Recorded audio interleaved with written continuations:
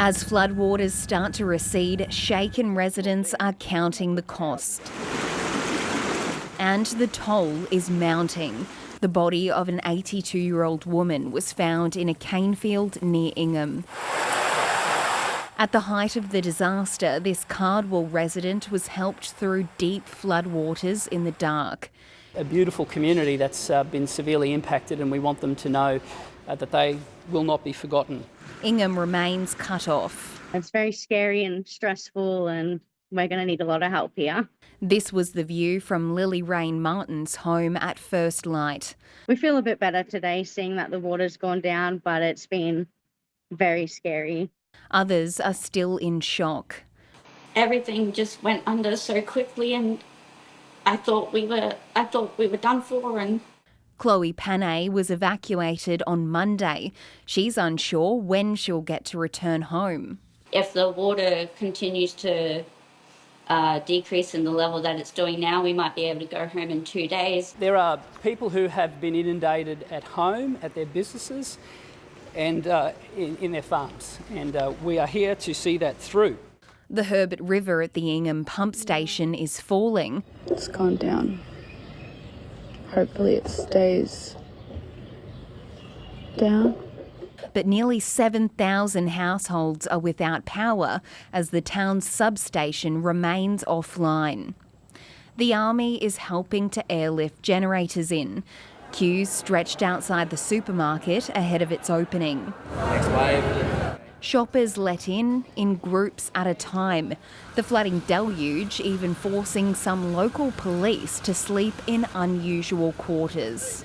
It's like a PCYC at the moment. We've got people sleeping in the watch house, people sleeping on the floor within the station.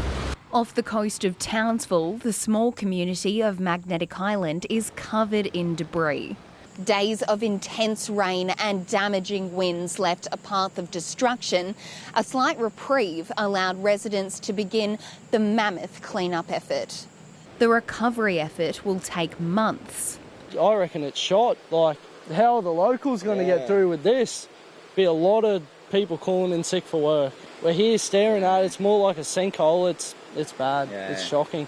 But at least residents can shake off the rain. Chloe Shemicki, ABC News, Magnetic Island. After 2 anxious nights in a crowded evacuation centre, a happy homecoming for Kim Cawthorne and her little girl.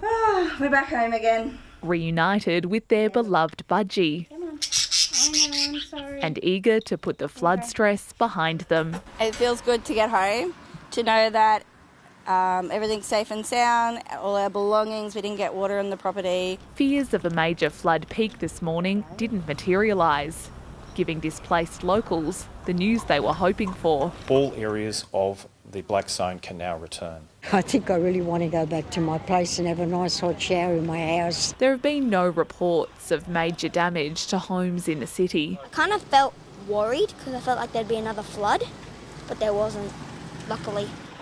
Peter Walker's been keeping a watchful eye on his property. As you can see, pretty hard to get in, but fortunate enough is that we've got no inundation in the units, which is a big tick compared to where we were before.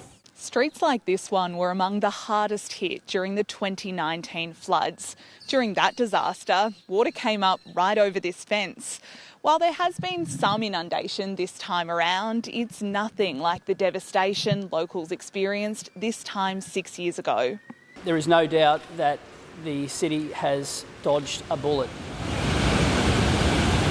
The raging Ross River is still a sight to behold. Greater Townsville remains cut off. A wildlife sanctuary south of the city copped widespread damage and flooding. Low security prisoners are lending a hand.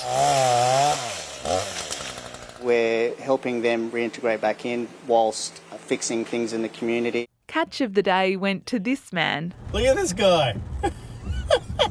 He lugged the monster barra out of the Ross River Dam. Got himself a beauty. Only in the north. Lily Knopfling, ABC News, Townsville. The clean-up begins. This is Shannon Chow's first big flood. The water swept through his yard. The house spared, but there's a muddy mess all the same. We were pretty prepared. We lifted just about everything up, so anything that's floated around probably needed to go anyway. This was the Giru post office yesterday, a torrent rushing down the street. Today, the water's gone, though the shops still closed. With the Houghton River receding, the pub's open, a cold drink to be savoured in the North Queensland humidity. You've been through a flood before? About 4. All the big ones anyway around here, yeah. How does this one compare? It's up there, yeah. The volume of water was huge, hey. There is still some water running through the streets of Giru, but after days of rain, the weather has finally cleared, allowing residents to begin the clean-up. After days trapped inside, many were relieved to get out. So we're getting cabin fever, being at home and... Keen to wet a line. Be nice to catch some dinner maybe, see how we go. Check on family and grab some crucial supplies. There's fuel and that, and mainly grog, beer and rum. Yeah, taking it all in our stride, eh? What comes, we sort it out and survive. That's what we got to do, us Aussies, eh, you know. Another flooded but resilient community.